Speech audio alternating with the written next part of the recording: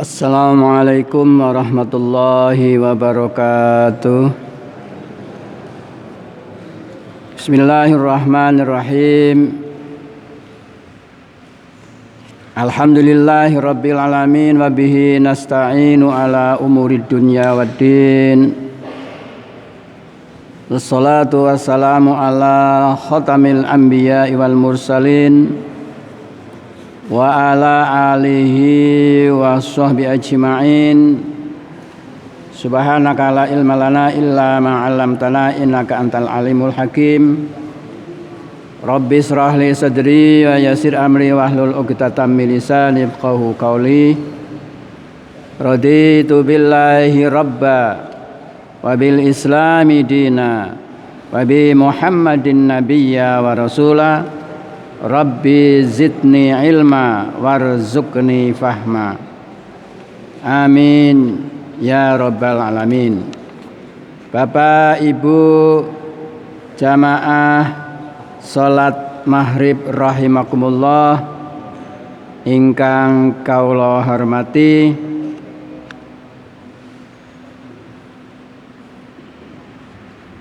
bersama-sama malam ini marilah kita lebih dahulu memanjatkan puji syukur kehadirat Allah Subhanahu wa ta'ala ingkang sampun paring pinten-pinten nikmat dumateng kita sedaya, antawisipun arupi nikmat iman, nikmat Islam, nikmat sehat, ugi nikmat sempat, sehingga dengan nikmat yang kita semua mensyukuri nikmat yang empat itu dengan dorongan iman yang kuat, malam ini kita bisa hadir di majelis ilmu yang penuh barokah insyaallah wonten ing masjid ingkang mulia inggih menika Masjid Al-Furqon. Sasampunipun kita sami nindakaken kewajiban kita ingkang insyaallah menika dados kebetahan kita benjang wonten ing yaumil akhir, nalika kita sami sampun purna anggenipun menjalani kehidupan. Apa-apa yang kita lakukan nalika gesang kita sami wonten ing donya benjang arupi perbuatan ingkang sae utawi ingkang boten sae, amal soleh atau amal yang salah, menika badhe dipun tangleti dening Allah, badhe dipun suwun tanggung jawabipun kita sami kangge napa usia kita, badan kita yang sehat, kemudian harta kita, ilmu kita, dari mana kita peroleh, kemudian kita lakukan, kita sebarluaskan untuk apa, itu semua badhe dipun tangleti. Mugi-mugi dengan senantiasa kita ingat kepada Allah, ingat mati, kita akan lebih banyak memperbaiki mungkin kehilafan kita pada masa-masa yang lalu untuk kita perbaiki pada masa-masa yang mendatang sebagai pertanggungan jawab kita benjang wonten ing yaumil akhir. Mugi-mugi Allah memberikan ampunan dan menerima ibadah kita yang kita lakukan pada masa kita di dunia. Sholawat ugi salam ugi katur dumateng junjungan kita Rasulullah Muhammad sallallahu alaihi wasallam, dumateng keluarganipun, dumateng para sahabatipun, dumateng tabi dan tabiipun, ugi dumateng umatipun insyaallah, termasuk kita sami ingkang tasih setia konsekuen dalam rangka menunaikan kewajiban kita, menjalankan perintah Allah dan meninggalkan larangannya, dan menguatkan mengikuti seluruh sunnah Rasul yang dicontohkan kepada kita. Kanthi harapan kita sami benjang wonten ing yaumil akhir, Rasul kita akan memberikan bantuan, akan memberikan pertolongan ketika yaumul hisab, perhitungan amal, yaumul mizan, pertimbangan amal, dan yaumul jaza, ketika membalas apa yang kita lakukan. Rasul meminta agar supaya seluruh dosa-dosa umatnya diampuni dan segera diputuskan. Mau masuk kemana? Yang jelas Rasulullah meminta kepada Allah untuk umatnya agar supaya dimasukkan ke dalam surga Allah Subhanahu wa ta'ala. Amin ya rabbal alamin. Mugi-mugi keluarga kita, keluarga itu berarti suami, istri, anak, mungkin cucu, mungkin orang tua, saudara-saudara kita, itu bisa mendapatkan kenikmatan besok di yaumil akhir nanti. Bapak Ibu rahimakumullah ingkang kula hormati, kaula badhe nrasaken ciri utawi tanda-tanda tiyang ingkang memiliki sifat tawadhu. Nggih.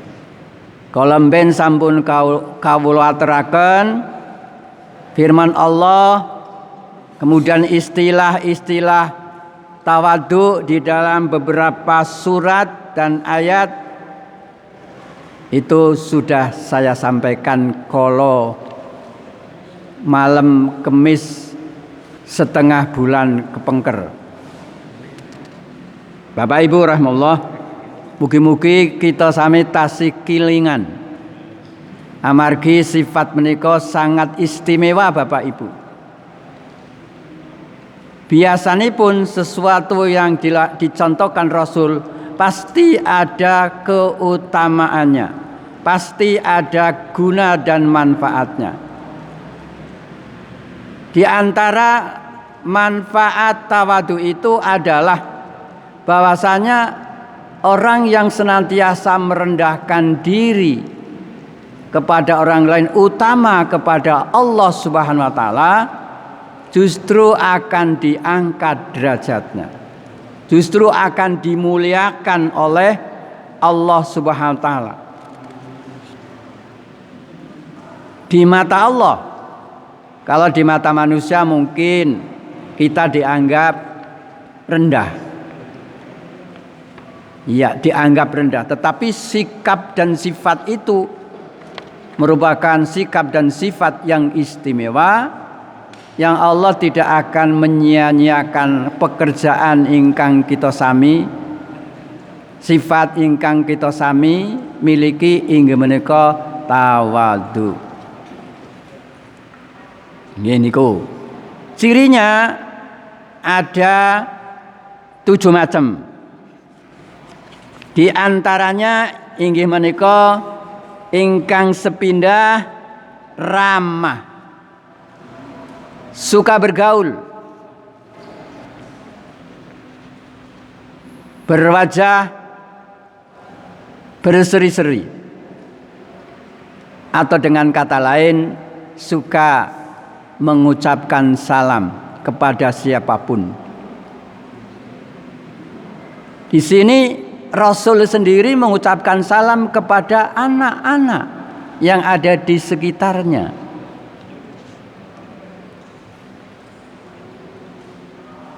Rasul adalah teladan, contoh yang harus kita tiru perilakunya. Tetapi sunnah yang tidak boleh ditiru ada oleh kita. Sunnah Rasul, kebiasaan Rasul yang harus kita tiru yang tadi, mengucapkan salam, ramah. Hadisnya diriwayatkan Bukhari dan Muslim dari Anas. Ingkang kolomben sampun kawula aturaken. Ingkang kaping kalih suka membantu pekerjaan di rumah. Artinya membantu istri. Tetapi istri pun harus sama-sama. Sama-sama. Manakala mungkin suami baru datang dari jauh, istri dalam kondisi lego tidak melakukan pekerjaan, segera siapkan apa yang menjadi kesukaan suami kita. Melayani, ngeladeni suami itu insya Allah nek suami ridho, kita akan mendapatkan surga dari Allah atas ridho suami kita. Tetapi yang jadi suami pun jangan juga dupeh jadi suami yang bisa memberikan surga kalau istrinya melakukan itu. Ya jangan terlalu lah. Ketika kita mungkin baru pulang, baru pergi, kemudian mendapati istri kita masih sibuk, mungkin masih nyuci, mungkin masih ngulangi anaknya yang masih punya anak kecil, mungkin masih melakukan pekerjaan rumah yang tidak bisa ditinggalkan. Apa salah manakala mungkin kemudian kita baru pingin minum, ambil air minum sendiri, ambil gelas teh, gula, air panas, kemudian diseduh baru kita minum. Itu istimewa Bapak Ibu. Allah akan mencatat sebagai amal soleh dan akan mendapatkan pahala darinya. Itu Bapak Ibu. Hadisnya diriwayatkan oleh Bukhari dari Al-Aswad bin Yazid. Juga sudah saya sampaikan yang lalu. Yang ketiga, duduk bersama-sama dalam rangka menyampaikan pemahaman agama kepada siapapun yang membutuhkan. Artinya memberikan kesempatan. Mungkin kita punya ilmu, kemudian ada orang yang pingin mengetahui ilmu itu, enggak salah. Orang itu kita undang, kita duduk bersama, kemudian ada apa sebenarnya. Ini dicontohkan oleh Rasul di dalam sebuah hadis yang diriwayatkan oleh Muslim dari Abu Rifa'ah Tamim bin Usaid radhiyallahu an. Yang keempat, tidak berlaku boros, hemat. Tidak memubadzirkan, tidak menyia-nyiakan makanan atau rezeki yang Allah berikan kepada kita, yang kita semua menerimanya. Artinya nek jenengan dahar nopo-nopo, umpamane ora doyan, ya jangan dimakan. Nggih, nek ora doyan aja dimakan. Jangan kemudian dimakan, ora enak, kemudian ditinggalkan. Salah besar. Menyia-nyiakan makanan panjenengan kita itu akan disumpai oleh makanan itu. Rasul juga senantiasa dalam rangka makan, mengkonsumsi sesuatu itu, kalau memang enggak suka, ya sudah jangan dimakan, jangan disisakan. Nek seneng ya dipangan nganti resik. Kemudian yang kelima, pekerja keras, suka bekerja, tidak lontang-lantung, tidak nyambet gawe, mangan kudune golek sing arep dipangan. Itu loh. Karena Rasulullah sendiri sebelum jadi nabi, Muhammad SAW dari sejak usia 8 sampai 25 tahun itu bekerja untuk dirinya, untuk keluarganya, untuk pamannya Abu Thalib. Itu. Kemudian hadisnya diriwayatkan oleh Bukhari dari Abu Hurairah. Yang keenam, suka mendatangi undangan. Nek ono undangan, kalau kita tidak punya kepentingan lain, segera datang. Lah kok ora ndek duit? Ya ora apa-apa, teko ora usah nggawa duit, nggawane amplop tapi ono isine. Piro isine? Walal bisa sakarepe jenengan. Isin ra saiki datang ke kondangan kok nyumbahi mung 20.000. Ya tinggal ya menurut kemampuan kita lah. Kemudian yang ketujuh, tidak bersifat dendam atau marah, sebaliknya memiliki sifat yang ramah. Hadis riwayat Bukhari dari Anas. Marilah kita bersama-sama untuk mencoba hadis-hadis yang saya sampaikan tadi agar supaya kita lebih mantap, lebih yakin. Kemudian kita bisa meniru, mencontoh, dan bisa mengamalkan apa yang dicontohkan Rasul kepada kita. Ini yang pertama tadi sudah, yang kedua sudah, kemudian kami akan menuju kepada yang berapa ini ya? Yang ketiga. Yang ketiga. Bentar. Yang ketiga apa yang yang ketiga apa? Yang ketiga adalah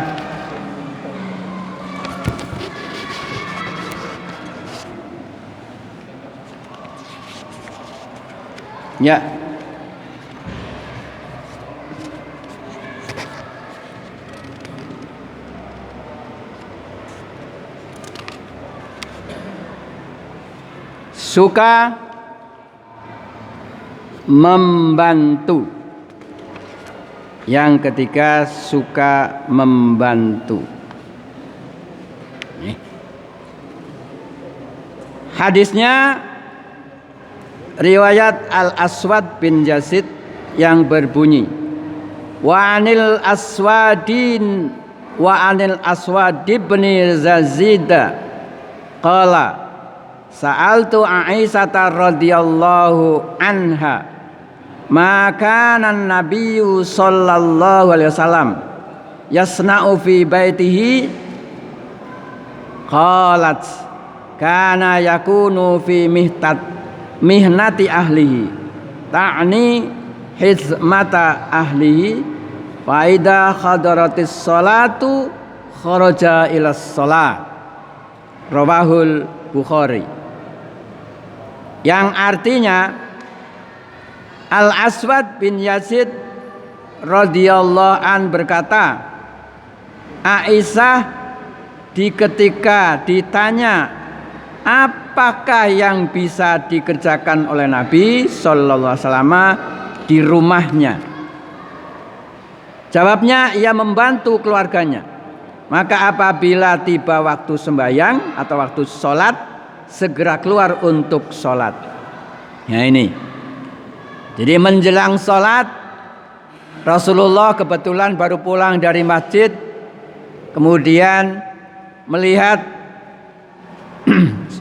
istrinya Aisyah dalam kondisi sibuk. Rasul langsung karena pingin minum ambil gelas sendiri, air putih sendiri, dituang sendiri, kemudian duduk, baca bismillah, Allahumma barik lana bima razaqtana wa qina azabannar, tangan kanan kemudian diminum. Minumnya tidak minum seperti kita, satu gelas tenggak habis, tidak. Rasulullah SAW dalam rangka mengkonsumsi sesuatu, minumkah, makankah, itu bertahap. Kita minum satu kali teguk, berhenti. Kemudian teguk lagi, berhenti. Kemudian teguk lagi, berhenti. 3 kali. Ya, ini kita kan nggih, karena haus, ora urus pokoknya. Ambil, tuang ke gelas, kemudian kita minum sambil menengadah tenggak saja sampai habis. Itu bukan perilaku Rasul. Rasul tidak mencontohkan itu. Andai kata jenengan plesir kemudian bawa aqua, itu tidak satu aqua kemudian ditenggak separuh habis. Minumlah dengan cara yang Rasul contohkan, sebanyak 3 kali, lepas 1, 2, 3, dah tutup lagi. Nanti kalau mau minum lagi, ya seperti itu. Inilah rasanya enggak berat Bapak Ibu. Tidak hanya itu saja.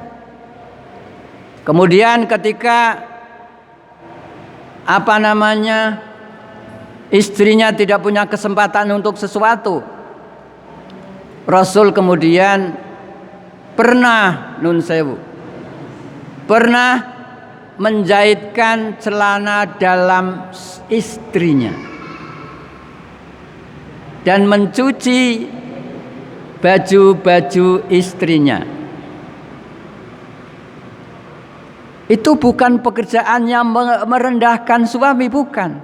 Tetapi yang jadi istri juga jangan kemudian wong gelem pak ora. Ya, istrinya juga harus tahu. Kalau memang bisa dikerjakan oleh istri, ya kerjakan. Nek ora iso baru.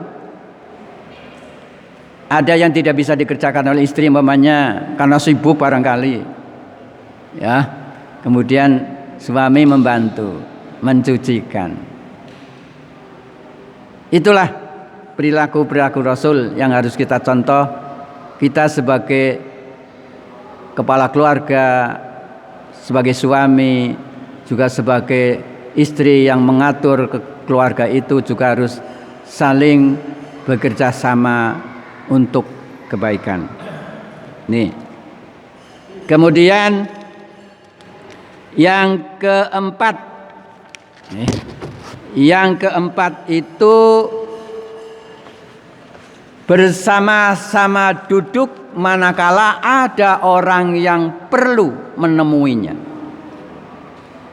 Di sini di dalam sebuah hadis Rasulullah SAW yang artinya, yang diriwayatkan oleh Muslim, yang datangnya dari Abu Rifa'ah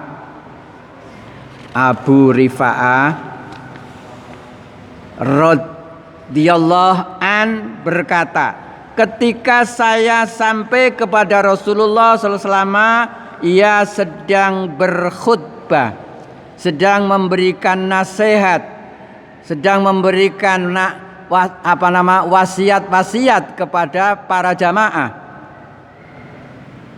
Maka saya berkata, ya Rasulullah, ya. Jadi Abu Rifa'ah mengatakan, ya Rasulullah, ada seorang asing. Orang asing, al-gharib itu orang asing yang tidak dikenal maksudnya. Datang ingin bertanya tentang agama.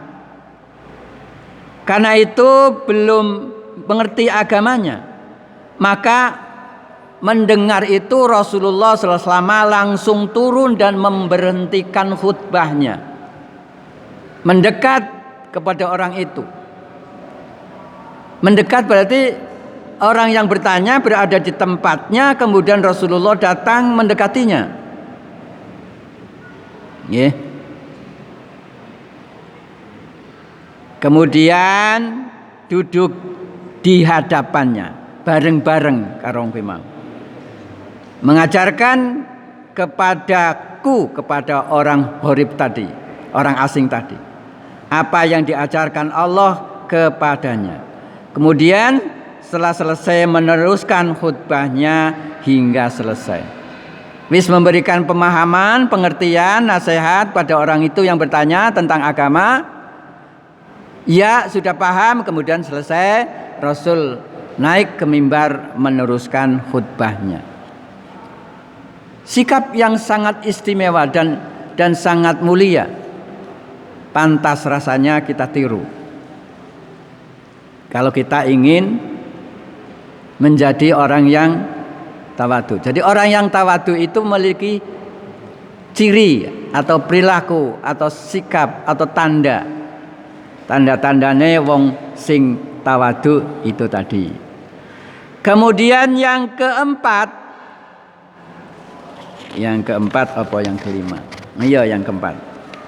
Yang keempat yaitu tidak memubazirkan makanan. Tidak memubazirkan, tidak memboroskan makanan, tidak menyia-nyiakan makanan. Hadisnya diriwayatkan oleh Muslim dari Anas radhiyallahu anhu. Wa an Anasi radhiyallahu anhu anna Rasulullah sallallahu alaihi wasallam kana idza akala ta'aman la'iqa asabi'ahu salasa qala wa qala idza saqatat sukmahu ahadikum falyumit anhal adza wal yakulha wala yad'ha lis-syaitani fa amara an tuslatal qas'atu qala atau qalu fa innakum la tadruna fi ayyi ta'amikum barakah. Rawahul Muslim. Anas radhiyallahu an berkata, Rasulullah sallallahu alaihi wasallam jika makan dengan 3 jari. Silakan kita tiru. Artinya nek mangan ora akeh-akeh teko sithik. Nek makannya kita enggak. Tangannya samene ra apa aja udah. Rasul enggak, dengan jari yang diberikan Allah. Saya kira modern nih nganggone sendok. Ya, pakai sendok. Tapi kalau pakai jari, pakai tangan kita harus bersih, kemudian mengambilnya juga dari tepi ke tengah. Ora kaya awake dhewe nek dahar kuwi diubek kabeh. Nggih. Kita sadar, kita akui. Itu perilaku yang kesetanan sebenarnya Bapak Ibu. Rasulullah mencontoh itu. 1 piring, nah kemudian kita karena panas mungkin dilersik mek adem. Makruh hukumnya jenengan nek minum panas kemudian ditiup. Makruh hukumnya. Jadi kalau minum agak panas itu biarkan saja, mungkin beberapa menit. Jangan makan bakso sendok isi panas.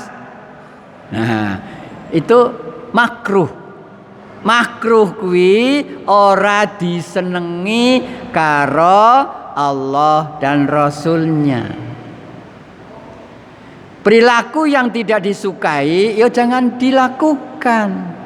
Yang tidak disukai oleh Allah dan Rasulnya jangan dilakukan, karena tidak dapat apa-apa. Itu ya. Dan bersabda jika jatuh suapan orang, hendaknya diambil. Orang berarti mungkin kita yang makan, seseorang maksudnya ya. Diambil dan bersihkan kotorannya, kemudian hendaklah dimakannya dan jangan dibiarkan dimakan oleh syaitan. Jadi makanan-makanan yang jatuh di atas meja kita kemudian kita biarkan, itu dimakan oleh setan. Memberikan makanan, kita memberikan kesempatan setan untuk makan. Apa yang dilakukan Rasul? Ambil. Manakala itu mungkin agak besar, kemudian ada sedikit debu barangkali, tiup, kemudian dimakan. Kemudian yang ada di piring tidak ada segelintir upo pun, atau mungkin selembar lombok pun. Ano sambelnya saling lombok niku nggih. Rada pedes, ambil. Karena kita tidak tahu, kata Rasulullah.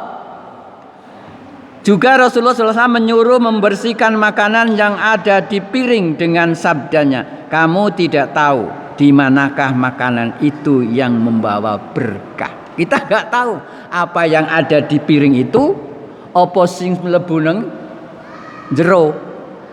Logikane, karena ada sisa makanan itu, nek kita tidak memanfaatkan berarti kita nggak pakai akal sehat. Barangkali ini yang akan membawa berkah. Makanan yang sisa ini menjadi berkah bagi kita. Kadang-kala kita nggak sadar. Makan kepret kabeh nang piring isi ono, kemudian dibawa ke belakang, disisihkan, kemudian diasa-asa. Asa-asa kadang-kala itunya nggak diambil dulu. Wes pokoknya diasai kabeh. Akhirnya kan mampeti wastapelnya. Nanti kok Bapak Ibu rahimahullah. Jadi memperkecil suapan yang dimasukkan ke mulut dan menghabiskan makanan dan mengambil makanan yang jatuh serta membersihkan kotoran yang melekat padanya, semua itu termasuk pada akhlak yang baik dan menunjukkan ketinggian kesopanan kepada orang lain. Apa maneh nek jenengan namu disuguhi dahar, ada etika, adab makan, insya Allah pada kesempatan lain akan saya sampaikan. Itu barang yang sepele, Bu, tapi menjadi masalah malah manakala kita tidak mau tahu dan tidak mau melakukan itu. Bapak Ibu rahimahullah, yang kelima apa ya, keenam tadi, yang kelima yaitu bekerja keras. Nah, bekerja keras. Menjadi seorang pekerja. Rasulullah adalah seorang pekerja. Dan orang-orang yang tawadu memperhatikan itu. Hadisnya diriwayatkan oleh Bukhari yang datangnya dari sahabat Abi Hurairah. Wa an Abi Hurairah radhiyallahu anhu anna Nabi sallallahu alaihi wasallam qala ma ba'asahallah nabiyan illa ra'al ghanam qala ashabuhu wa anta faqala na'am kunta arba'a ala qararita li ahli Makkah. Abu Hurairah radhiyallahu anhu berkata, Rasulullah bersabda, Allah tiada mengutus seorang nabi melainkan pernah mengembala kambing. Dari Nabi Musa dan nabi-nabi yang lain, itu semuanya menjadi pengembala. Ada yang beternak domba, ada yang beternak sapi, ada yang beternak unta. Dan itu tidak untanya sendiri, unta orang lain untuk digembalakan. Para nabi, rasul itu hanya mendapatkan jasa untuk mengembalakan. Rasulullah selama pada masa usia 8 tahun sampai 12 tahun, dia tidak nganggur. Dia mencari makan, mencari pekerjaan untuk memberikan makan pada dirinya sendiri dan kepada saudara-saudara sepupunya. Dari 8 tahun sampai 12 tahun dia mengisi bak-bak tetangga yang tidak ada air, terus nanti dapat duit kasihkan Abu Thalib. terus begitu. Kemudian mengembalakan kambingnya pamannya juga. Nah, di sini disebutkan begitu. Berkata Abu Hurairah, Rasulullah SAW bersabda, Allah tiada tadi ya, melainkan pernah mengembalakan kambing. Berkata para sahabat, dan engkau ya Rasulullah, termasuk engkau ya Rasulullah. Nabi menjawab, saya dahulu mengembalakan kambing orang-orang Mekah dengan mendapat upah beberapa qirot saja, beberapa rupiah saja, beberapa dirham. Itu. Ya, kemudian menepati undangan. Ini ono undangan ditekani. Ya, karena itu adalah hak sesama muslim. Ini ono undangan ditekani. Hadisnya riwayat Bukhari. Artinya Abu Hurairah radhiyallahu berkata, bersabda Nabi Muhammad SAW, andaikan saya diundang untuk makan kaki atau paha binatang ternak, niscaya saya sambut dan mendatangi panggilan itu. Jadi dipanggil, ada undangan untuk makan bersama, datang makan bersama, mungkin dalam pernikahan, dalam selamatan apa. Nek kalau tidak ada pekerjaan yang tidak bisa ditinggalkan, tidak ada kepentingan, kita mendatangi undangan. Itu dicontohkan oleh Rasul. Kemudian yang terakhir adalah tidak memubadirkan makanan. Itu nggih. Nah, jadi apa nih? Yang terakhir bukan itu ya. Yang terakhir adalah tidak bersifat marah, tetapi memiliki sifat yang ramah. Hadisnya riwayat Bukhari dari Anas. Berkata Anas, biasa unta Nabi sallallahu alaihi wasallam yang bernama Al-Adba tidak pernah dapat dikejar oleh siapapun. Tiba-tiba pada suatu hari ada seorang Badui berkendaraan unta yang masih muda dan dapat mengejar unta Al-Abda itu, hingga kaum muslimin saat itu merasa jengkel, marah. Lalu Rasulullah SAW bersabda, layak sekali bagi Allah tiada suatu yang di dunia ini yang akan menyombongkan diri, melainkan direndahkan olehnya. Jadi kalau kita sombong, justru akan direndahkan oleh Allah Subhanahu wa ta'ala. Tetapi kalau kita punya tawadu, rasa tawadu, insya Allah derajatnya akan diangkat oleh Allah Subhanahu wa ta'ala. Terima kasih, matur nuwun, mohon maaf atas segala kekurangannya. Mari kita tutup bersama dengan bacaan doa kafaratul majelis. Bismillahirrahmanirrahim. Subhanaka Allahumma wa bihamdika asyhadu an la ilaha illa anta astaghfiruka wa atubu ilaik. Allahumma anta rabbi la ilaha illa anta khalaqtani wa ana abduka wa ana ala ahdika wa ahdika mastata'tu wa a'udzubika min syarri ma sanatu abu'u laka bi ni'matika alayya wa bitambi wa firli fa innahu la yafiru dunuba illa anta nasrun minallahi fa harib wa basiril mu'minin. Assalamualaikum warahmatullahi wabarakatuh.